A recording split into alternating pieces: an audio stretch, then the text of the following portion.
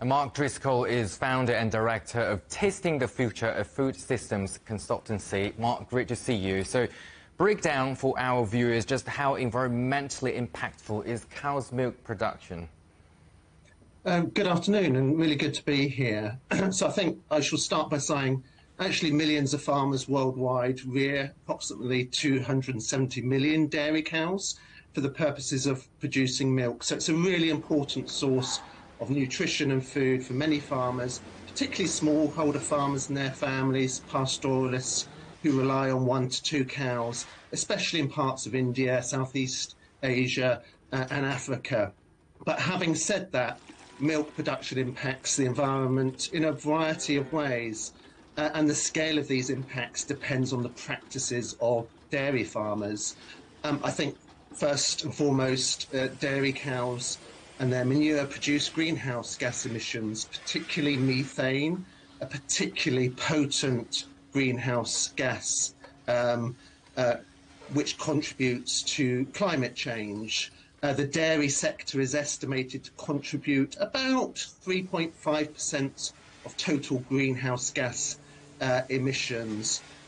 Issues of poor handling of manure, use of fertilisers can degrade local water resources, a particular challenge in parts of the UK and parts of Europe. And unsustainable dairy farming and feed production can really lead to the loss of ecologically important areas, prairies, wetlands and forests. And I should say that actually organic, regenerative dairy systems based on grass or outdoor forage systems are much better for the environment and animal welfare than those kept indoors in intensive industrial systems in cramped conditions, relying on feed imported from other parts of the world.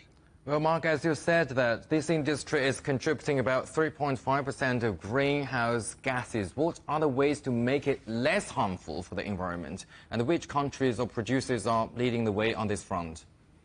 So the good news is there's lots of innovation in the dairy sector, and researchers in the UK, Europe and elsewhere in the world are using feeds such as seaweeds, for example, which reduce methane emissions from the guts of cows.